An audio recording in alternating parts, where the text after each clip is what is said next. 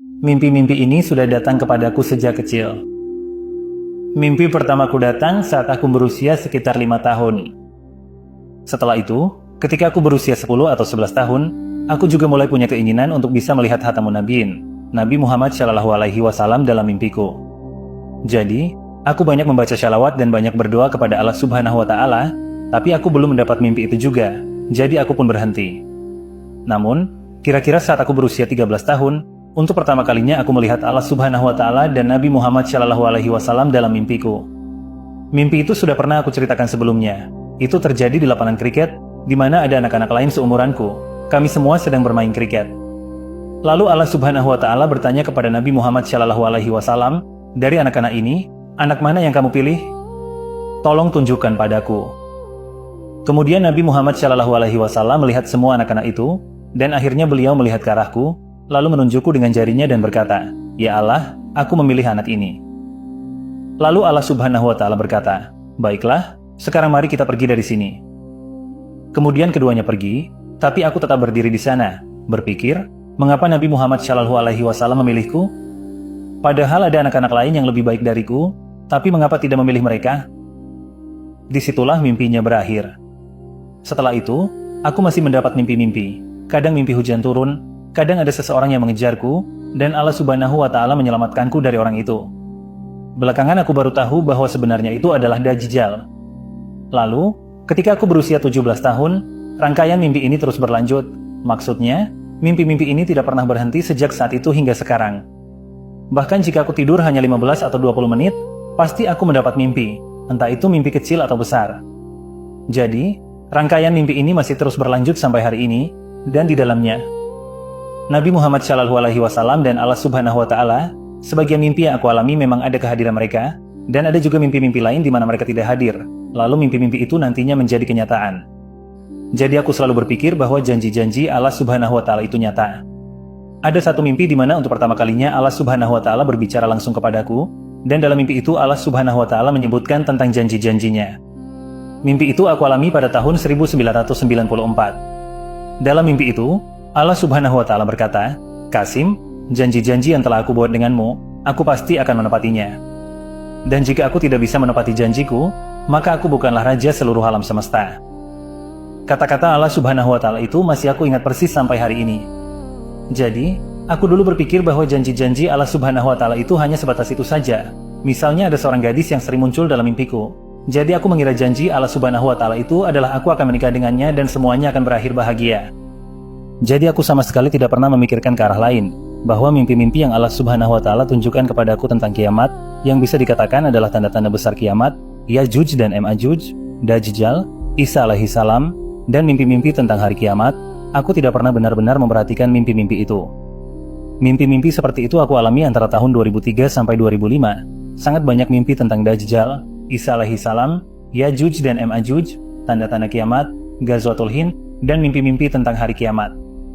Aku tidak pernah berpikir bahwa janji-janji Allah Subhanahu wa Ta'ala juga bisa berkaitan dengan hal-hal itu. Lalu pada tahun 2013, ketika gadis itu meninggalkanku, aku pun benar-benar yakin bahwa aku tidak akan pernah bersatu dengannya. Setelah itu, aku seperti berada dalam situasi mimpi buruk, hanya bisa memegangi kepala dan duduk termenung, merasa bahwa seluruh hidupku sudah sia-sia. Waktu yang sudah berlalu tidak akan pernah kembali lagi. Pada Januari 2014, Allah Subhanahu wa Ta'ala memberitahuku dalam mimpi bahwa, "Qasim, aku telah mengujimu selama 20 tahun melalui gadis itu. Aku ingin melihat apakah kamu termasuk orang yang berputus asa dari rahmat Allah atau tidak." Bahkan dalam mimpi itu, aku sempat sedikit mengeluh kepada Allah, bertanya, "Mengapa engkau mengujiku dengan seorang gadis?" Lalu Allah Subhanahu wa Ta'ala berkata, "Qasim, aku memang harus mengujimu selama bertahun-tahun, apapun caranya. Sekarang pulanglah ke rumah, istirahat, dan nanti aku akan memberitahumu apa yang harus kamu lakukan selanjutnya." Kemudian, pada tanggal 20 atau 22 April 2014, untuk pertama kalinya Allah Subhanahu wa Ta'ala berkata padaku, "Qasim, mimpi-mimpi yang telah aku tunjukkan kepadamu, ceritakanlah kepada orang-orang. Aku ingin menunjukkan kepada dunia siapa dirimu." Jadi ketika aku bangun pagi, aku berkata, ini adalah perintah yang sangat aneh yang Allah Subhanahu wa Ta'ala berikan. Ini adalah perintah yang, maksudku, keluargaku sendiri tidak percaya. Lalu bagaimana orang yang bahkan tidak mengenalku bisa percaya pada mimpi-mimpi ini? Meskipun demikian, aku berkata, aku akan menunggu petunjuk dari hatamu Nabi Muhammad Shallallahu Alaihi Wasallam, apa yang akan beliau perintahkan. Lalu, sekitar 7 atau 10 hari kemudian, beliau juga datang dalam mimpi dan mengatakan hal yang sama, bahwa mimpi-mimpi yang Allah Subhanahu wa Ta'ala tunjukkan kepadamu, sampaikan kepada orang-orang. Karena Allah Subhanahu wa Ta'ala dan Muhammad Shallallahu Alaihi Wasallam telah memberikan perintah yang sama kepadaku, maka aku memang tidak punya pilihan lain. Setelah itu, aku mulai membagikan mimpi-mimpi itu melalui email kepada keluarga dan orang-orang di sekitarku, tapi tidak ada yang percaya padaku. Akhirnya, pada bulan September, aku pun berhenti membagikan mimpi-mimpi itu lewat email. Lalu pada bulan Oktober 2014, dalam satu mimpi, aku berkata kepada Allah Subhanahu wa Ta'ala, "Ya Allah, tidak ada seorang pun yang percaya pada mimpi-mimpi ini dan aku hanya membuang-buang waktu saja." Lalu Allah Subhanahu wa Ta'ala berkata, "Tidak, Qasim. Ketika aku berniat melakukan sesuatu, maka aku pasti akan melakukannya, dan tidak ada seorang pun yang bisa menghalangiku." Setelah itu, Allah Subhanahu wa Ta'ala memanggil internet dan memerintahkannya, sebarkan mimpi-mimpi Qasim ini ke seluruh dunia. Maka internet pun menyebarkannya ke seluruh dunia. Setelah itu, pada Januari 2015, aku mulai membagikan mimpi-mimpiku secara online. Pertama, aku mendapat sedikit gambaran dari mimpi itu. Dan kedua, pada awal Desember, hatamu Nabi Muhammad datang lagi dalam mimpiku pada malam yang sama dan beliau berkata kepadaku, "Qasim, ceritakan mimpimu kepada orang-orang untuk menyelamatkan Pakistan dan menyelamatkan Islam." Jadi, beliau datang lagi pada malam yang sama. Setiap kali hatamu Nabi Muhammad Shallallahu Alaihi Wasallam datang lagi dalam mimpiku pada malam yang sama, itu berarti aku harus melakukan hal tersebut. Jadi, pada Januari 2015 aku mulai membagikan mimpi-mimpi itu. Tapi di kolom komentar, aku menerima begitu banyak komentar buruk. Aku pun berpikir, aku tidak memulai membagikan mimpi-mimpi ini untuk menerima hinaan dari orang-orang. Jadi, sampai akhir Januari, aku benar-benar memutuskan bahwa aku akan berhenti membagikan mimpi-mimpi itu. Lalu pada tanggal 8 Februari 2015, dalam mimpi itu, aku melihat hatamu Nabi Muhammad Shallallahu Alaihi Wasallam. Suara beliau terdengar sangat sedih, seolah-olah jika saya meninggalkan pekerjaan ini, itu akan menjadi masalah besar bagi beliau. Lalu beliau berkata kepadaku, "Qasim, jangan pernah putus asa dari rahmat Allah Subhanahu wa Ta'ala, dan jangan tinggalkan pekerjaan ini, teruslah melakukannya. Allah Subhanahu wa Ta'ala sedang menolongmu dan kamu sudah sangat dekat dengan takdirmu." Ketika aku bangun pagi, aku berkata, "Demi Rasulullah Shallallahu Alaihi Wasallam, nyawa pun akan aku persembahkan. Ini hanya komentar-komentar buruk saja." Jadi aku lanjutkan pekerjaan ini, tapi tetap saja di hatiku ada perasaan, apa yang akan orang-orang ini lakukan? Karena komentar-komentar itu memang sangat buruk, bahkan sampai sekarang pun masih ada komentar buruk. Lalu pada bulan Maret 2015, Allah Subhanahu wa Ta'ala berkata dalam mimpiku, "Qasim, sampai kapan kamu akan terus berada dalam kegelapan ini? Keluarlah dan carilah tempat yang dipenuhi dengan rahmat dan berkahku." Jadi, aku sangat bahagia karena Allah datang untuk mengeluarkanku dari kegelapan ini. Jadi ketika aku keluar dari rumah, aku melihat ada 8 atau 10 singa lapar sebesar kerbau yang berkeliaran di sana. Maka aku lari kembali ke dalam rumah, aku berkata, mereka pasti akan memakanku hidup-hidup. Lalu aku masuk ke dalam dan mengadu kepada Allah Subhanahu wa Ta'ala. Pada saat yang sama, ada 3 anjing yang mulai menyerang dari jendela, tapi ada teralis, jadi mereka hanya menabrak teralis itu dan mundur. Kemudian aku berkata kepada Allah, "Ya Allah, di hadapan MU mereka menyerangku, dan engkau berkata bahwa singa-singa itu tidak akan melakukan apa-apa padaku." Lalu Allah Subhanahu wa Ta'ala membunuh mereka, dan kemudian Allah Subhanahu wa Ta'ala berkata kepadaku, "Qasim, lakukanlah pekerjaan yang telah aku perintahkan kepadamu, atau tetaplah di dalam kegelapan ini selamanya. Dan percayalah kepadaku, aku akan melindungimu dan mengantarkanmu dengan selamat ke tujuanmu." Setelah mengatakan itu, Allah Subhanahu wa Ta'ala pergi dari sana. Saat itu, aku duduk di lantai dekat dinding, menundukkan kepala di atas lututku, dan terus berpikir serta berkata pada diriku sendiri, jika aku tetap di sini pun, kematian tetap akan datang menjemputku di sini juga. Tapi seperti yang Allah Subhanahu wa Ta'ala katakan padaku, bahwa Dia akan melindungiku, maka aku harus percaya kepada Allah Subhanahu wa Ta'ala dan keluar. Jadi aku keluar, Allah Subhanahu wa Ta'ala terus melindungiku, dan aku pun sampai di tempat tujuan. Lalu Allah Subhanahu wa Ta'ala berkata kepadaku, "Qasim, bukankah aku sudah berkata bahwa aku akan mengantarmu dengan selamat sampai ke tujuan?" Lalu aku berkata kepada Allah, "Ya Allah, Engkau benar. Engkau telah membuktikan ucapan MU, jadi di sini aku." Aku berkata kepada Allah Subhanahu wa Ta'ala bahwa besok aku akan menyelesaikan semua pekerjaanku. Lalu di sini, Allah Subhanahu wa Ta'ala dengan serius berkata kepadaku, "Baiklah Qasim, kalau begitu, setelah itu aku juga akan menegakkan hari kiamat." Jadi, aku juga sering mendapat mimpi seperti ini, di mana itu adalah hari terakhir, hari kiamat dan aku harus menyelesaikan pekerjaanku. Tetapi di setiap mimpi, karena suatu alasan, aku tidak bisa menyelesaikan pekerjaanku. Namun, Allah Subhanahu wa Ta'ala dengan rahmatnya tidak menegakkan kiamat dan memberikan satu hari lagi. Dan di hari berikutnya itu, aku pun menyelesaikan semua pekerjaanku. Lalu, ketika Allah memerintahkanku untuk membagikan mimpi-mimpi itu, aku berpikir, mungkin janji-janji Allah Subhanahu wa Ta'ala itu adalah yang berkaitan dengan akhir zaman yang aku alami, di mana kami bertemu dengan Isa alaihi salam dan kemudian mimpi-mimpi tentang hari kiamat itu. Aku pun berkata, mungkin janji-janji Allah Subhanahu wa Ta'ala itu adalah yang itu. Tapi tetap saja, ketika aku mulai membagikan mimpi-mimpi itu, aku pikir hanya 2 atau 4 orang saja yang akan percaya, tidak lebih dari itu. Namun sekarang, aku melihat orang-orang dari seluruh dunia, dengan rahmat dan pertolongan Allah Subhanahu wa Ta'ala, tidak hanya percaya pada mimpi-mimpi itu, tapi juga berusaha menyebarkannya, bahkan membuat video dan menyebarkannya lebih luas. Bagiku, ini adalah sebuah mukjizat, mau diakui atau tidak, karena di zaman sekarang, ketika semua orang sibuk dengan urusannya masing-masing, hampir tidak ada waktu untuk memperhatikan hal-hal seperti ini. Kami semua tidak pernah saling mengenal sebelumnya. Mereka juga tidak pernah mengenalku, tidak pernah bertemu. Tapi tetap saja mereka menyebarkan mimpi-mimpi ini, membuat video, dan dengan cara seperti ini, banyak dari mereka bahkan kehilangan teman-teman mereka sendiri, dan juga mengalami masalah di keluarga mereka. Namun, dengan pertolongan dan rahmat Allah Subhanahu wa Ta'ala, mereka tetap melanjutkan pekerjaan ini. Jadi, semua ini hanya mungkin terjadi karena bantuan dan rahmat Allah Subhanahu wa Ta'ala semata. Tanpa pertolongannya, pekerjaan ini sama sekali tidak mungkin dilakukan, apalagi di zaman sekarang yang sangat spesial ini. Bagiku, ini benar-benar sebuah mukjizat dari Allah Subhanahu wa Ta'ala, karena aku juga pernah mendapat mimpi antara tahun 2011 sampai 2013, di mana aku sedang berjalan dan aku bertemu dengan orang-orang yang bahkan tahu namaku. Beberapa dari mereka tahu bahwa Allah Subhanahu wa Ta'ala telah memerintahkanku untuk pergi ke suatu tempat, dan mereka juga mengatakan bahwa mereka sudah tahu, aku akan melewati jalan itu suatu hari nanti. Saat itu, dalam mimpi, aku sangat heran dan bertanya-tanya dalam hati, siapa sebenarnya orang-orang ini yang bahkan tahu namaku, dan sebagian dari mereka tahu kemana aku akan pergi. Jawaban atas pertanyaan-pertanyaan ini aku dapatkan ketika aku mulai membagikan mimpi-mimpiku, lalu aku mendapat jawaban bahwa mungkin orang-orang itu adalah kalian, yang aku lihat dalam mimpi dan yang mengenaliku. Jadi, tadi Anda bertanya apa? Tolong ceritakan tentang orang-orang yang membawa gulungan kertas itu. Ya, ketika aku mulai membagikan mimpi-mimpiku, maka di dalamnya Allah Subhanahu wa Ta'ala dan hatamun Nabi Muhammad Shallallahu alaihi wasallam mulai muncul sedikit lebih sering dari biasanya, maksudnya lebih dari rutinitas normal. Ketika Allah Subhanahu wa Ta'ala mulai muncul sedikit lebih sering, di awal saat aku mulai membagikan mimpi-mimpi itu, hatamun Nabi Muhammad Shallallahu alaihi wasallam juga berkata kepadaku dalam mimpi, Qasim, sampaikan pesan ini kepada umatku, bahwa siapapun yang membantumu, itu sama saja seperti dia telah membantuku. Dan setelah itu, dalam beberapa mimpi juga, aku melihat bahwa Allah Subhanahu sedang menuliskan nama orang-orang yang menyebarkan mimpi-mimpi ini di awal-awal, di atas kertas emas.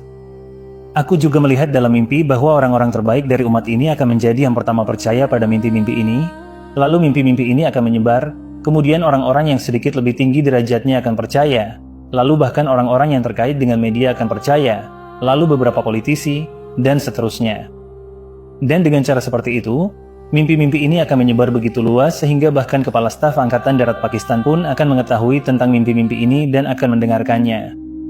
Setelah itu, hatamun Nabi Muhammad Shallallahu alaihi wasallam akan memberikan kesaksian kepada Kepala Staf Angkatan Darat bahwa Qasim tidak berbohong kepada siapapun tentang mimpinya. Dan memang akan terjadi persis seperti yang Allah Subhanahu wa Ta'ala tunjukkan kepada Qasim dalam mimpinya. Setelah mendapatkan kesaksian ini, maka banyak mimpi yang akan sangat tersebar di dunia, yang juga berkaitan dengan kemajuan Pakistan dan kejayaan Islam. Jika Anda berkenan, bisa ceritakan bagaimana arsy Allah Subhanahu wa Ta'ala pada hari kiamat itu datang? Baik, jadi pada hari kiamat, ketika Allah Subhanahu wa Ta'ala menegakkan kiamat, sebelumnya dalam sebuah mimpi aku pernah bertanya kepada Allah, Ya Allah, bagaimana caranya Engkau akan memanggil kami semua pada hari kiamat dan kami semua akan berlari menuju MU? Lalu Allah memberiku sebuah perumpamaan. Allah Subhanahu wa Ta'ala berkata, Qasim, seperti seekor kucing yang memiliki anak-anak kecil yang masih menyusui. Setelah menyusui anak-anaknya, kucing itu pergi keluar untuk mencari makanannya sendiri, dan setelah beberapa jam baru kembali. Selama waktu itu, anak-anaknya terbangun dan ketika mereka melihat diri mereka sendirian, tidak melihat ibu mereka di dekat mereka. Mereka merasa takut dan bertanya-tanya, di mana ibu mereka? Lalu ketika kucing itu datang dan memanggil anak-anaknya dari kejauhan, anak-anaknya langsung berlari menuju ibunya, tanpa memperhatikan apakah ada bahaya atau sesuatu yang bisa mencelakakan mereka di jalan. Mereka hanya tahu bahwa ibu mereka memanggil, jadi mereka langsung datang. Begitu pula, pada hari kiamat nanti, ketika aku memanggil kalian semua, kalian juga akan datang berlari kepadaku seperti itu dan akan hadir di hadapanku. Jadi, ketika aku melihat dalam mimpiku bahwa Allah Subhanahu wa Ta'ala menegakkan hari kiamat, rasanya seperti aku tumbuh keluar dari tanah, seperti sebuah tanaman yang tumbuh. Begitulah aku merasa, seolah-olah aku tumbuh dari bumi, dan begitu aku bangkit, aku sudah tahu bahwa aku harus pergi kepada Allah Subhanahu wa Ta'ala yang Maha Agung, yaitu harus menghadapnya. Lalu aku berjalan cepat ke sana, seolah-olah Allah Subhanahu wa Ta'ala sudah memberitahuku sebelumnya di mana aku harus berdiri. Jadi aku pergi ke sana dan berdiri di tempat itu, dan di sana, Khatamun Nabi Muhammad Shallallahu Alaihi Wasallam sudah berdiri di depan. Jadi, pada hari kiamat, arsy Allah Subhanahu wa Ta'ala itu punya bayangan, seperti bayangan di waktu sore yang memanjang. Jadi, seperti ini adalah bayangan arsy Allah, dan di sini adalah padang mahsyar, lalu matahari ada di sisi ini dengan ukuran yang sangat besar. Ketika cahayanya datang seperti itu, maka bayangan dari arsy Allah Subhanahu wa Ta'ala menjadi bayangan yang panjang seperti ini. Jadi, yang paling depan adalah penutup para nabi, Muhammad Shallallahu Alaihi Wasallam, yang berdiri di sana. Lalu di belakang beliau adalah umat beliau, kemudian setelah itu Nabi Ibrahim alaihi salam dan umat beliau, lalu setelah itu semua nabi Allah dan umat mereka secara berurutan. Itulah yang aku lihat dalam mimpiku. Jumlah umat penutup para nabi, Muhammad Shallallahu Alaihi Wasallam, sangatlah banyak dibandingkan dengan umat para nabi lainnya. Jadi, aku berdiri di sana, dan bersamaku ada orang-orang yang juga bersamaku di dunia. Lalu kemudian, Nabi Muhammad Shallallahu Alaihi Wasallam datang ke sini untuk bertemu dengan kami. Semua orang yang ada di sana, semuanya bertemu langsung dengan penutup para nabi, Muhammad Shallallahu Alaihi Wasallam. Beliau berkata bahwa kalian telah bersama Qasim di dunia dan telah berjuang untuk Islam. Maksudnya berkaitan dengan mimpi-mimpi yang datang waktu itu. Saat itu, aku sendiri tidak tahu apa sebenarnya amalan terakhir yang telah kami lakukan sehingga penutup para nabi, Muhammad Shallallahu Alaihi Wasallam, datang menemui kami lebih dulu. Jadi, pada saat itu aku tidak mengerti. Tapi sekarang aku paham bahwa mungkin itu adalah pekerjaan yang berkaitan dengan kejayaan Islam. Lalu, penutup para nabi, Muhammad Shallallahu Alaihi Wasallam, berkata kepada kami bahwa hari ini Allah Subhanahu wa Ta'ala akan membuat kalian bahagia. Allah Subhanahu wa Ta'ala akan menurunkan rahmat dan berkahnya kepada kalian. Jadi, seperti itulah yang aku lihat dalam mimpi itu, dan bahkan di dalam mimpi pun aku terus berpikir dan merasa heran, apa sebenarnya yang telah kami lakukan di dunia sehingga penutup para nabi, Muhammad Shallallahu Alaihi Wasallam, datang menemui kami. Jadi, mimpi itu seperti itu. Selain itu, ada juga banyak mimpi lain. Di dalamnya, ada sebuah area di mana semua orang kafir berdiri, dan leher mereka terbelenggu, seluruh tubuh mereka terikat rantai. Hari itu terasa sangat berat bagi mereka, tidak ada tempat berteduh untuk mereka, dan tanah pun terasa panas membakar mereka. Mereka benar-benar merasakan panas yang menyengat dari tanah. Perang Ghazwatul Hind dan India ini, aku sudah sering melihatnya dalam mimpiku. Sebenarnya perang ini bukanlah sesuatu yang kita inginkan atau kita cari sendiri. Pada dasarnya, perang ini dipaksakan kepada kita sendiri tidak punya keinginan untuk memulainya. Maksudnya di Pakistan saat itu, dengan rahmat Allah Subhanahu wa Ta'ala, Pakistan sedang berkembang dan rahmat serta berkah Allah Subhanahu wa Ta'ala sedang turun kepada Pakistan. Jadi, kita sama sekali tidak punya kebutuhan untuk pergi dan memulai perang dengan siapapun. Sekarang yang terjadi adalah di Timur Tengah, perang-perang yang sedang berlangsung di sana, di mana Turki dan negara-negara Arab benar-benar hancur lebur, maka yang kita lakukan adalah berusaha membawa sebanyak mungkin Muslim dari sana ke Pakistan. Sebelum itu, aku ingin sedikit menjelaskan bahwa ketika Kepala Staf Angkatan Darat mendapat kesaksian tentang mimpi-mimpiku, maka pihak militer pun menjadi yakin bahwa Pakistan di masa akhir zaman dan dalam peristiwa-peristiwa besar yang akan datang akan memainkan peran yang sangat penting. Jadi, dalam kaitan itu, kemudian terjadi reformasi di Pakistan yang bisa Anda sebut sebagai sistem presidensial Islam. Dengan cara seperti itulah sistemnya berubah. Dan untuk pertanyaan kedua yang Anda ajukan, Allah Subhanahu wa Ta'ala telah menunjukkan kepadaku dalam mimpi bahwa selama kita belum membersihkan Pakistan dari syirik dan segala bentuknya, maka pertolongan Allah Subhanahu wa Ta'ala tidak akan datang. Sekarang yang terjadi adalah, setiap kali kita membuat rencana apapun, pertolongan Allah Subhanahu wa Ta'ala tidak bersama kita karena syirik itu sudah tersebar di mana-mana di Pakistan.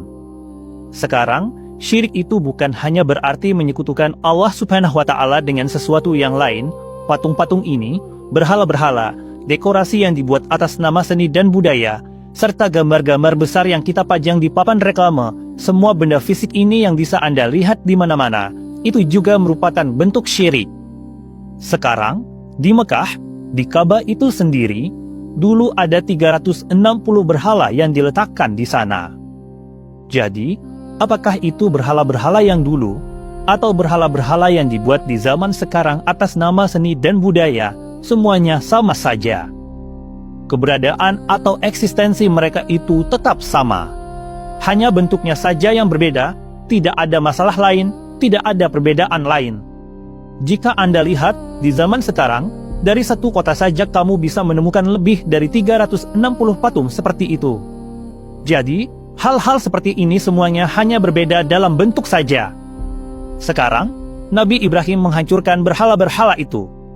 Sebenarnya, Nabi Ibrahim alaihi salam tidak punya keperluan pribadi untuk melakukannya, tapi beliau tetap menghancurkannya karena itu adalah perintah Allah. Beliau harus membersihkan tanah itu dari kesirikan, dan itu hanya bisa terjadi jika berhala-berhala dihancurkan, patung-patung dihilangkan, dan gambar-gambar dihapuskan. Sekarang, saya tidak mengatakan di sini bahwa orang-orang harus keluar dan menghancurkan sendiri. Ini adalah tugas pemerintah, dan sebaiknya memang pemerintah yang melakukannya. Pemerintah juga yang seharusnya membuat aturan, misalnya siapapun yang menyimpan patung di tokonya atau memasang gambar-gambar yang tidak perlu, maka dia akan didenda atau dikenai sanksi sesuai aturan. Jadi, ketika Kepala Staf Angkatan Darat mendapatkan kesaksian, setelah itu Pakistan dibersihkan dari syirik dan segala bentuknya, lalu pertolongan Allah Subhanahu wa Ta'ala datang. Rencana-rencana yang kita buat pun mendapat bantuan dari Allah Subhanahu wa Ta'ala, sehingga Pakistan berkembang dengan pesat. Namun, di sisi lain, negara-negara Arab justru mengalami kehancuran, sementara Pakistan terus maju dan berkembang. Hal ini tidak bisa diterima oleh India, sehingga mereka mulai menyerang Pakistan. Pada saat itu, Allah Subhanahu wa Ta'ala kemudian mengirimkan 3.000 jet tempur berwarna hitam, dan ketika India melihat jet-jet tempur itu, mereka bahkan tidak berani menyerang Pakistan sendirian. Karena Pakistan sedang berkembang, negara-negara lain di dunia pun mulai merasa takut bahwa jika mereka tidak menghentikan Pakistan, suatu hari nanti Pakistan akan memerintah mereka. Karena mereka sudah menghancurkan negara-negara Arab, maka mereka pun bersekutu dengan India dan memaksakan perang besar terhadap Pakistan yang disebut sebagai Ghazwatul Hind. Dalam mimpi yang aku lihat, mungkin ada 100 bendera, 100 negara yang semuanya bersatu melawan Pakistan. Selama masa ini, populasi Pakistan juga bertambah karena orang-orang mulai menyadari bahwa ini adalah akhir zaman dan saat-saat Ghazwatul Hind akan tiba. Namun, meskipun begitu, di antara sebagian Muslim yang tinggal di Pakistan, tetap ada rasa takut apakah Pakistan akan selamat atau tidak, karena jumlah musuh sangat besar. Tapi Allah Subhanahu wa Ta'ala tetap membantu Pakistan, dan dalam perang ini, Khatamun Nabiin Muhammad Shallallahu Alaihi Wasallam sendiri secara fisik ikut serta dan hadir dalam perang tersebut. Namun, hanya pemimpin saat itu atau beberapa orang terdekat saja yang tahu bahwa Khatamun Nabiin Muhammad Shallallahu Alaihi Wasallam juga ikut dalam perang ini. Dalam mimpi yang aku lihat, kerugian Pakistan tidak lebih dari 10% dalam perang ini. Ketika perang dimulai, Allah Subhanahu wa Ta'ala memberikan pertolongan dan Pakistan berhasil mengalahkan India. Dalam mimpi yang aku lihat, kehancurannya sangat besar, sekitar 800 juta orang terbunuh, dan sebagian besar dari mereka adalah orang India. Setelah itu, aku melihat bahwa para wanita, anak-anak, dan orang tua dalam jumlah jutaan selamat dari perang tersebut. Dalam perang ini pun, kita mengikuti prinsip-prinsip yang telah ditetapkan oleh Nabi Muhammad Shallallahu Alaihi Wasallam dalam peperangan, yaitu kita tidak membunuh anak-anak, orang tua, dan wanita, sehingga mereka pun selamat. Kemudian mereka mengirim pesan kepada Pakistan, meminta agar mereka juga dibunuh atau diberikan perlindungan. Lalu pemerintah mengumumkan bahwa setiap pria boleh menikah 2, 3, atau 4 orang dan memberikan perlindungan kepada para wanita tersebut. Setelah itu, Pakistan pergi ke Timur Tengah dengan jet-jet tempur berwarna hitam dan mengalahkan Rusia serta Amerika di sana. Pakistan pun menjadi satu-satunya negara superpower di dunia. dalam mimpi yang aku lihat, ketika kita hendak pergi ke Eropa, mereka langsung mengangkat tangan menyerah dan tidak mau berperang. Mereka berkata, "Silakan, datanglah dan pimpin kami." Semacam adegan seperti itulah yang terjadi. Lalu, ketika Pakistan menyebarkan Islam sejati dari Nabi Muhammad SAW ke seluruh dunia, dunia pun dipenuhi dengan kedamaian. Tapi, awalnya itu semua akan dimulai dari Pakistan. Jadi, begitulah yang aku lihat dalam mimpi, bagaimana dunia dipenuhi dengan kedamaian. Beberapa tahun setelah itu, Dajjal muncul, lalu terjadi perang besar dengan Dajjal, di mana sekitar 2 hingga 2,5 miliar orang terbunuh, dan sebagian besar dari mereka adalah Muslim. Setelah itu, Nabi Isa alaihi salam datang. Dalam mimpiku, ketika Dajjal datang, Allah Subhanahu wa Ta'ala memerintahkan beberapa orang untuk dibawa ke gunung dan disembunyikan di sana. Ada sebuah gunung yang di dalamnya sudah dipahat, ada bangunan lengkap di dalamnya. Semua fasilitas tersedia untuk tinggal, makanan pun sudah diatur, dan mereka tinggal di sana. Aku berkata kepada mereka, "Kalian harus tetap di sini sampai aku kembali." Lalu, ketika aku kembali, aku menaikkan mereka ke kereta, dan saat kami sedang dalam perjalanan dengan kereta itu, Yajuj dan Majuj menyerang kereta kami di tengah jalan. Tapi Allah Subhanahu wa Ta'ala menyelamatkan kami dari Yajuj dan Majuj, dan akhirnya kami sampai ke Nabi Isa alaihi salam dan mulai tinggal bersama beliau. Setelah itu, datanglah suatu penyakit yang dalam 2-3 minggu membuat semua muslim wafat dan kembali kepada Allah Subhanahu wa Ta'ala. Setelah itu, setan pun muncul dalam wujud manusia, dan orang-orang kafir, yaitu orang-orang terburuk dalam sejarah manusia, tetap ada. Ketika Nabi Isa alaihi salam datang, di satu sisi ada orang-orang terbaik dari umat ini, dan di sisi lain ada orang-orang terburuk dalam sejarah manusia. Setelah Muslim tiada, setan datang dalam wujud manusia dan menyesatkan mereka, dan kepada orang-orang terburuk inilah Allah Subhanahu wa Ta'ala menegakkan kiamat. Begitulah yang aku lihat dalam mimpi. Adapun mimpi terbaru yang aku lihat 3 hari lalu, itu juga tentang jet tempur berwarna hitam. Dalam mimpi itu, perubahan sudah terjadi di Pakistan dan Pakistan mulai berkembang. Lalu, 3 jet tempur berwarna hitam datang, dan salah satunya pergi ke India. Untuk melakukan serangan, maksudnya, kita ingin agar sejak awal India diberi tekanan dengan memanfaatkan jet-jet ini, maka 1 jet tempur dikirim. Tapi India menjadi siaga dan mereka juga menerbangkan banyak jet tempur mereka sendiri. Jet tempur itu kemudian mengalami kerusakan di udara, bahkan sempat berhenti, lalu menunggu. Karena jumlah jet mereka lebih banyak, akhirnya jet itu kembali. Ketika jet itu kembali, India pun seperti biasa. Setelah memenangkan pertandingan melawan Pakistan, mereka mulai membuat keributan dan kegaduhan. Mereka pun membuat keributan, begitu juga dengan semua aksi mereka, dan jet-jet mereka juga melakukan aksi-aksi seperti menunjukkan bahwa mereka telah mengusir jet tempur kita. Tapi jet tempur itu, setelah kembali, terbang sangat rendah, benar-benar rendah. Ini pertama kalinya saya melihat jet tempur bisa berhenti di udara dan terbang sangat rendah. Misalnya ada sebuah gedung dan di bawahnya ada rumah-rumah di level itu, jet tempur itu melewati area pemukiman yang padat. Biasanya, jet tempur militer tidak terbang serendah itu di atas area pemukiman, tapi jet itu melakukannya. Saya pun berpikir, ini teknologi yang luar biasa, bukan hanya pada jetnya, tapi juga para pilotnya, tentu saja. Lalu perlahan-lahan, jet itu masuk ke wilayah India dan menembakkan 2 misil, 1 ke pangkalan militer India dan 1 lagi ke pangkalan udara. Kedua pangkalan itu hancur, lalu jet itu kembali ke markasnya. Jet itu kembali ke Pakistan tanpa India menyadari bahwa ada yang datang menyerang, lalu pergi. Aku juga melihat bahwa ketika jet itu terbang sangat rendah, radar pun tidak bisa mendeteksinya. Bahkan saat jet itu berada di ketinggian, radar mereka pada dasarnya tidak mampu mendeteksi posisi jet tersebut. Mereka hanya menerima sinyal bahwa ada perangkat atau pesawat musuh yang masuk ke wilayah mereka, tapi tidak tahu persis di mana lokasinya. Jadi, dengan cara seperti itulah pesawat itu kembali. Kemudian, para pilot jet tempur hitam itu datang, dan kita berbicara dengan mereka. Di situ mimpi itu berakhir. Ini adalah mimpi terbaruku. Akhir-akhir ini aku juga sering bermimpi tentang Imran Khan. Tapi satu hal yang pasti, selama negara ini belum dibersihkan dari syirik dan segala bentuknya, negara ini akan terus terpuruk.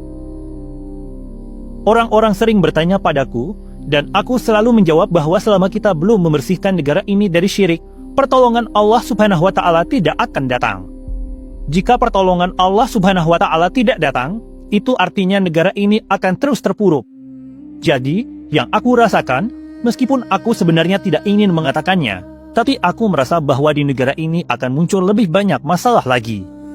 Akan ada lebih banyak masalah dengan dolar, ekonomi, dan meskipun stabilitas politik tercapai, aku tetap tidak merasa bahwa ekonomi akan membaik, jadi mimpi-mimpi yang ada tentang Nawaz Sharif pun tidak akan terwujud.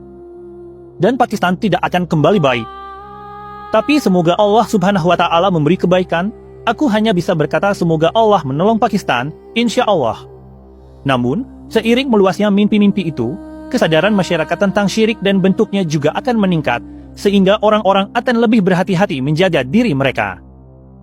Jika kita mulai berusaha menjauhi syirik, Allah Subhanahu wa Ta'ala akan menyukai usaha itu juga. Banyak orang membicarakanku, mereka berkata, aku tidak punya janggut, aku juga tidak sholat, dan sebagainya. Tapi Allah Subhanahu wa Ta'ala telah memberitahuku berkali-kali dalam mimpi bahwa pada hari kiamat, Allah Subhanahu wa Ta'ala akan mengampuni semua dosa, tapi syirik tidak akan pernah diampuni. Namun, bukan berarti aku mengatakan bahwa kita tidak perlu sholat atau tidak perlu memelihara janggut. Kita tetap harus melakukannya. Allah Subhanahu wa Ta'ala juga mengatakan kepadaku dalam mimpi bahwa soal sholat, hanya Allah Subhanahu wa Ta'ala yang berhak bertanya kepada seseorang, karena sholat itu hanya dilakukan untuk Allah, bukan untuk siapapun yang lain. Jadi jelas, hanya Allah Subhanahu wa Ta'ala yang berhak bertanya tentang sholat kita. Allah Subhanahu wa Ta'ala berkata padaku dalam mimpi bahwa hanya Allah Subhanahu wa Ta'ala yang bisa bertanya kepada seseorang apakah dia sholat atau tidak. Dan jika ada orang yang terlalu sering menegurmu atau memaksamu, katakan saja bahwa ketika Allah memberiku petunjuk, aku juga akan mulai sholat. Jadi, seperti itulah Allah Subhanahu wa Ta'ala menyampaikan kepadaku dalam mimpi. Allah juga sering mengatakan kepadaku dalam mimpi bahwa, Qasim, aku menolongmu hanya karena kamu sudah mulai menjaga dirimu dari syirik dan segala bentuknya. Artinya, aku juga baru mulai menjaga diri, belum sepenuhnya. Bahkan sekarang, mungkin masih ada gambar di rumahku, karena hampir semua barang yang kita beli biasanya ada gambarnya. Jadi, sangat sulit. Awalnya aku pikir, ketika Allah Subhanahu wa Ta'ala mengajariku tentang jenis-jenis syirik, aku pikir itu tidak terlalu sulit. Tapi ketika Allah mulai mengajarkan lebih dalam tentang syirik, aku baru sadar, oh, ini juga syirik, itu juga syirik. Lalu aku berpikir, ternyata syirik ada di mana-mana. Kita semua hidup dalam syirik. Setelah berusaha keras, aku mencoba menghilangkan semuanya dari rumah, tapi setiap hari pasti ada saja barang baru yang masuk. Aku bahkan menyiapkan cat semprot, jadi jika ada barang yang harus disimpan lama dan ada gambarnya, aku akan semprot dengan cat itu. Usahaku itu ternyata disukai Allah Subhanahu wa Ta'ala. Sampai sekarang pun aku belum bisa sepenuhnya, tapi jika seluruh rakyat Pakistan. Coba lihat, pada tahun 2015, aku benar-benar sendirian, tidak ada yang mengenalku. Bahkan dalam mimpi-mimpi lamaku, aku melihat orang-orang mengenalku, dan aku sangat heran bagaimana orang bisa mengenalku. Aku saja jarang keluar rumah. Aku bukan orang yang bermasyarakat, bukan selebriti, bukan dokter atau insinyur yang sudah dikenal orang. Jadi, itu menjadi pertanyaan besar bagiku, bagaimana orang bisa mengenalku. Dan pada tahun 2015, bisa dikatakan, aku benar-benar nol, aku benar-benar sendirian. Kalaupun ada teman atau kenalan, mungkin hanya sesekali saja bertemu dengan mereka. Lalu, ketika Allah Subhanahu wa Ta'ala memerintahkan untuk membagikan mimpi, itu sebenarnya adalah pertolongan dari Allah Subhanahu wa Ta'ala. Dan Allah Subhanahu wa Ta'ala menolongku karena aku mulai menjauhkan diri dari syirik dan segala bentuknya. maka Allah pun menolongku. Sekarang, Anda bisa lihat sendiri, orang-orang dari seluruh dunia percaya pada mimpi ini dan mereka juga ikut menyebarkannya. Jadi, jika satu orang saja menjaga diri dari syirik dan segala bentuknya, maka Allah Subhanahu wa Ta'ala akan menolongnya sedemikian rupa sehingga orang-orang di seluruh dunia pun mulai membantunya. Jadi, jika kita, 22 juta penduduk, semua mulai menjaga diri dari syirik dan segala bentuknya, maka bayangkanlah bantuan Allah Subhanahu wa Ta'ala yang akan datang. Mungkin bukan dalam hitungan tahun, tapi dalam hitungan bulan saja, bangsa ini akan mulai bangkit. Jadi, aku hanya ingin menyampaikan pesan ini, janganlah menilai aku dari penampilan fisikku.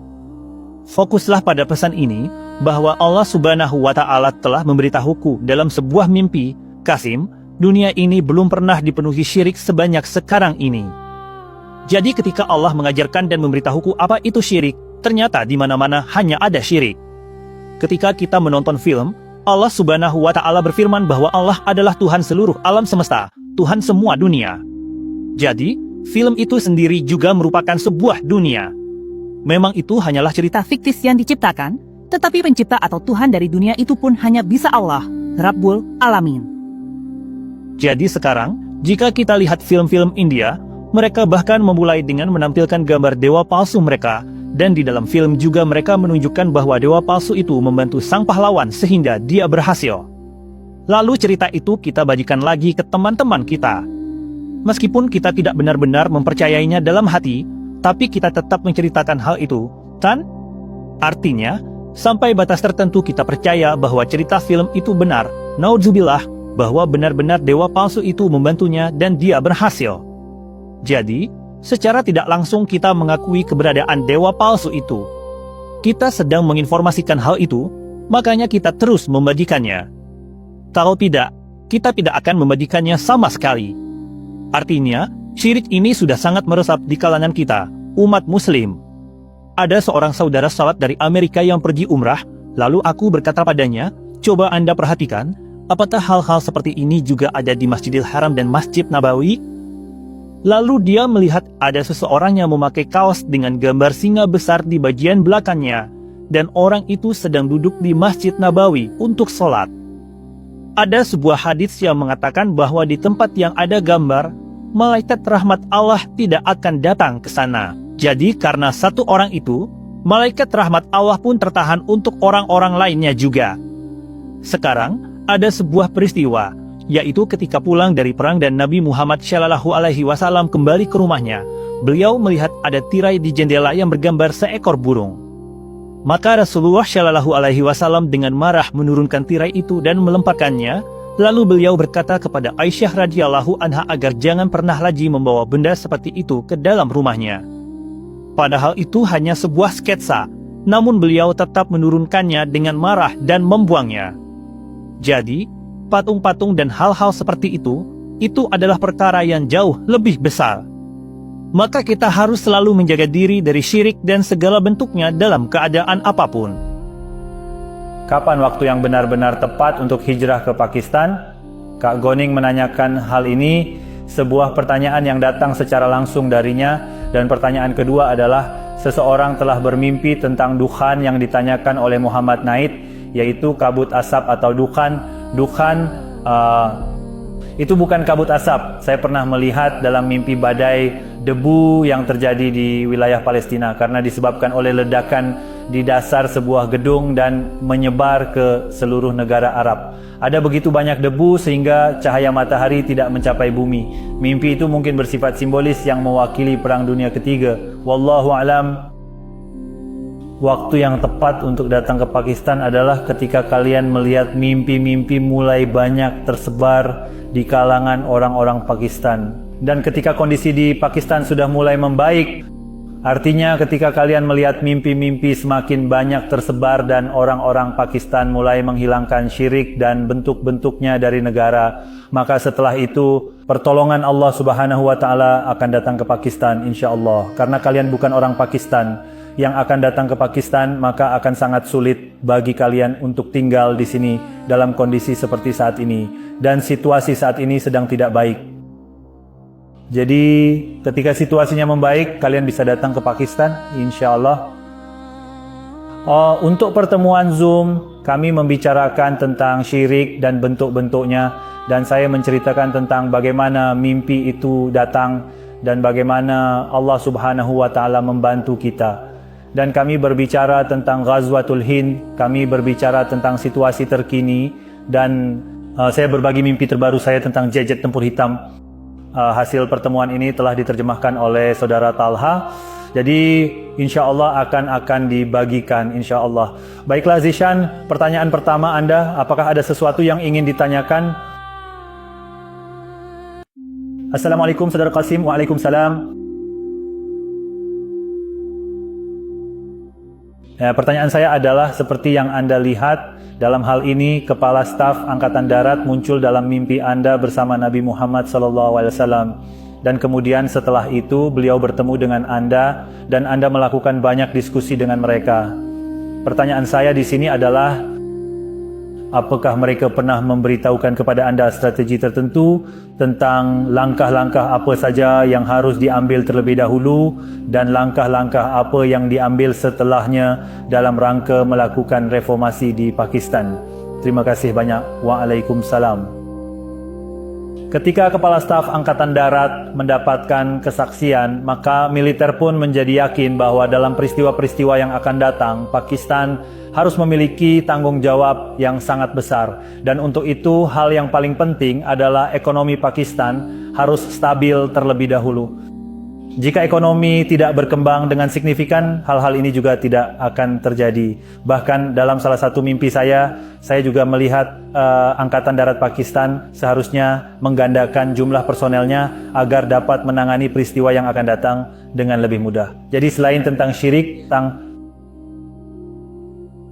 dalam banyak mimpi saya juga mendapatkan petunjuk tentang apa yang seharusnya dilakukan. Pertama-tama, seperti yang saya lihat dalam mimpi, bahwa kita harus membuat masyarakat golongan bawah, yaitu golongan miskin, menjadi sejahtera. Ketika kesejahteraan tercapai di tingkat bawah, dampaknya akan dirasakan hingga ke atas.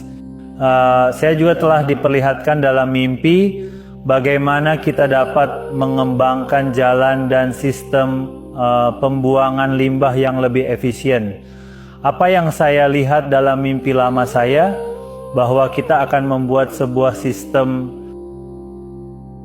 ekonomi yang bahkan negara-negara Eropa dan Amerika pun akan terkejut dengan sistem seperti itu. Mereka bertanya, sistem apa yang mereka buat? Bahkan sistem kesehatan yang saya lihat dalam mimpi, kita memasang menara-menara seperti menara yang Anda lihat, yaitu menara-menara untuk jaringan seluler. Jadi menara-menara itu memindai orang-orang untuk mendeteksi apakah ada penyakit yang sedang berkembang tanpa mereka sadari. Karena seringkali orang tidak tahu sampai gejalanya muncul. Namun menara-menara itu bisa mendeteksi penyakit bahkan sebelum gejalanya muncul, dan mereka langsung memberikan peringatan di tahap awal untuk menangkap penyakit tersebut. Dan selain itu, di sekitar jalan-jalan juga ada mesin-mesin seperti, bisa dikatakan seperti asap, tapi bukan asap yang keluar, melainkan sesuatu yang bisa membunuh virus dan bakteri di sekitarnya. Karena berdasarkan penelitian, sebagian besar virus dan bakteri yang menyebar saat ini biasanya berpindah melalui jalan-jalan dan tempat-tempat seperti itu karena orang-orang lewat di sana. Jadi alat itu digunakan untuk tujuan tersebut. Dengan cara seperti itu mereka masuk ke saluran pembuangan, dan saya telah melihat sendiri bahwa di Pakistan ada begitu banyak kemakmuran sehingga Anda hampir tidak menemukan orang miskin atau seseorang yang benar-benar membutuhkan makanan atau hal-hal seperti itu. Begitu banyak rahmat dan berkah dari Allah yang saya saksikan, tetapi semua ini hanya terjadi ketika kita mulai melindungi diri kita dari syirik dan segala bentuknya. Karena dalam surah Saba, Allah Subhanahu wa Ta'ala menyebutkan sebuah kaum yang sangat makmur dalam segala hal dan tidak ada keburukan di antara mereka. Semuanya adalah orang-orang saleh dan tidak ada satupun keburukan di antara mereka. Maka Allah telah memberikan mereka 2 kebun yang berbuah lebat, dan mereka menjual hasil kebun itu untuk menjalankan perekonomian mereka, dan seluruh kemakmuran yang mereka miliki berasal dari kebun-kebun tersebut. Namun, perlahan-lahan mereka mulai berkata bahwa kebun-kebun ini, hasil buah-buahan ini adalah karena usaha dan kerja keras mereka sendiri. Maka Allah Subhanahu wa Ta'ala membuat buah-buahan itu menjadi tidak berguna, dan kemudian Allah bertanya kepada kaum itu, "Sekarang pun kalian bekerja sekeras dulu, tapi mengapa sekarang buah-buahan itu tidak tumbuh seperti dulu, sehingga kalian bisa menjualnya atau memakannya?" Maksud dari cerita ini adalah ketika mereka mengalihkan tawakal dari Allah Subhanahu wa Ta'ala dan mulai mengandalkan kekuatan dan usaha mereka sendiri. Ini juga merupakan salah satu bentuk syirik, yaitu bertawakal kepada selain Allah Subhanahu wa Ta'ala. Jadi, selama kita tidak menjaga diri dari syirik dan berbagai bentuknya, lupakan saja bahwa Allah Subhanahu wa Ta'ala akan menolong kita, karena semuanya bergantung pada usaha mereka sendiri. Saya pikir ketika mimpi banyak tersebar, artinya banyak orang sudah mempercayai mimpi seperti berkumpul bersama di sana. Maka saya pikir jika seseorang juga ingin datang, maka kita juga akan mampu untuk membantu mereka. Jadi tanpa dukungan masyarakat lokal, maka akan sangat sulit bagi kalian semua untuk tinggal di Pakistan. Tetapi kondisi saat ini tentang penyebaran mimpi dengan rahmat Allah Subhanahu wa Ta'ala semakin banyak. Jadi meskipun orang-orang yang percaya pada mimpi di Pakistan sudah banyak saat ini, tetapi tetap saja saya katakan tunggu sebentar lagi. Jadi semakin banyak orang yang percaya pada mimpi, semakin mudah bagi kalian yang ingin datang lebih awal dan ingin untuk menetap di Pakistan akan semakin mudah karena kalian mendapat lebih banyak dukungan. Tapi untuk saat ini tetap saja saya akan katakan tunggulah waktu yang tepat untuk datang ke Pakistan, insya Allah. Dalam syirik, pembicaraan juga termasuk di dalamnya. Orang-orang mengatakan bahwa mereka memberikan prioritas utama kepada Allah Subhanahu wa Ta'ala, tetapi perbuatan mereka tidak mencerminkan prioritas utama seperti yang seharusnya menjadi hak Allah. Mengapa demikian? Apa maksudnya? Orang juga melakukan syirik melalui ucapan. Mereka mengatakan bahwa mereka mengutamakan Allah Subhanahu wa Ta'ala, tetapi ketika bertindak mereka tidak mengutamakannya, melainkan lebih mengutamakan diri sendiri. Menurut saya, seperti yang juga dikatakan oleh saudara Irfan, hal ini termasuk dalam kategori ketidaktaatan atau maksiat, bukan syirik. Karena syirik itu adalah sesuatu seperti misalnya gambar-gambar, seperti jika seseorang mengatakan kepada orang lain bahwa dialah satu-satunya harapan, maksudnya dialah harapan terakhir kita, maka hal-hal seperti ini akan masuk dalam kategori syirik. Kita sebaiknya tidak mengatakan hal-hal seperti itu, karena kita adalah manusia, dan manusia kadang-kadang bisa lalai, tetapi niatnya bukan untuk nauzubillah melakukan syirik. Seperti saya juga, saya ini tipe orang yang malas dan lamban. Jadi sekarang saya juga kadang melakukan hal-hal seperti itu. Misalnya saya juga tertidur sehingga tidak bisa salat tepat waktu setelah azan. Hal-hal seperti ini memang termasuk dalam ketidaktaatan seperti yang dikatakan oleh saudara Irfan, tetapi ini tidak termasuk dalam kategori syirik. Yang termasuk dalam kategori syirik adalah hal-hal seperti kesombongan yang berlebihan dan mengatakan tentang seseorang bahwa dia adalah satu-satunya harapan terakhir. Hal-hal seperti inilah yang termasuk dalam kategori syirik. Misalnya saya pernah bermimpi di mana Allah Subhanahu wa Ta'ala berkata kepada saya bahwa ketika kamu berjalan, jangan berjalan dengan sombong, tetapi berjalanlah dengan rendah hati dan tundukkan kepalamu saat berjalan. Setelah itu saya mulai berjalan dengan penuh kerendahan hati, menundukkan kepala saya saat berjalan. Lalu seseorang bertanya, "Kenapa kamu selalu berjalan dengan menundukkan kepalamu?"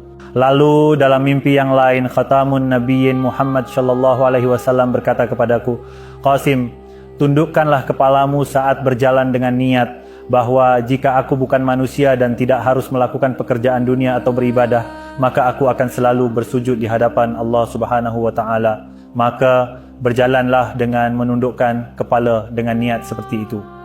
Jadi ini berarti bahwa hal-hal tersebut termasuk dalam kategori maksiat karena manusia diciptakan sangat lemah. Saya sendiri pun bahkan hingga saat ini, sebelumnya saya berpikir pada waktu itu ketika saya masih menunggu janji-janji Allah Subhanahu wa Ta'ala, pernah juga terlintas dalam hati saya, apakah janji-janji Allah Subhanahu wa Ta'ala akan benar-benar akan dipenuhi atau tidak. Lalu saya mendapat mimpi di mana Allah Subhanahu wa Ta'ala memenuhi semua janji-janjinya, dan Allah Subhanahu wa Ta'ala berkata, Qasim, apakah kamu punya keluhan atau keberatan terhadapku? Aku telah memenuhi semua janji-janjiku. Lalu saya berkata, Ya Allah, izinkan aku membunuh satu orang saja. Lalu Allah yang maha mengetahui langsung datang kepadaku dengan cepat. Bukan berarti Allah Subhanahu wa Ta'ala tidak tahu siapa yang ingin aku bunuh. Allah Subhanahu wa Ta'ala tahu, tapi Allah tetap datang dengan cepat dan berkata, Qasim, ada apa? Siapa yang ingin kamu bunuh? Lalu aku berkata kepada Allah, nah, ya Allah, aku ingin membunuh diriku sendiri karena aku selalu meragukan janji-janjimu. Maka Allah Subhanahu wa Ta'ala menjawab, Qasim, aku telah menciptakan manusia sangat lemah, jadi berhentilah memikirkan hal-hal seperti itu. Ayo, aku akan meninggalkanmu di rumah. Jadi Allah Subhanahu wa Ta'ala memang menciptakan manusia sangat lemah. Jadi hal-hal ini bisa termasuk dalam ketidaktaatan atau kemaksiatan, tapi bukan dalam kesyirikan. Karena Allah Subhanahu wa Ta'ala memang menciptakan manusia lemah. Manusia itu benar-benar sangat lemah. Pertanyaannya selanjutnya, apakah Muhammad Qasim mempunyai rencana untuk mengunjungi negara-negara lain? Apakah bisa datang ke Indonesia tahun ini? Dari Goning, saya selalu berharap bisa menjadi seperti kalian. Ini serius, ketika saya melihat kalian, saya berpikir, jika Allah menjadikan saya seperti kalian, dan saya bisa pergi dan bertemu dengan orang-orang di kota yang berbeda, negara yang berbeda, namun Allah Subhanahu wa Ta'ala menjadikan saya seperti ini. Jadi saya punya rencana untuk mengunjungi kota-kota lain, mengunjungi negara-negara lain, tapi saya orang yang malas dan saya sangat malas. Jadi mari kita lihat, ketika Allah memenuhi keinginan itu, insya Allah saya akan berkunjung ke Indonesia, Malaysia, Bangladesh, dan negara-negara lainnya. Pertanyaan nomor 8. Apakah saudara Qasim pernah melihat mimpi tentang tabut Sakinah? Apa tabut Sakinah? Tabut Sakinah, saya akan menjawab dalam bahasa Inggris. Sebenarnya saya tidak pernah melihat mimpi seperti ini. Apakah tabut Sakinah adalah sebuah kota atau peti besar? Tidak, saya tidak pernah melihat mimpi seperti itu.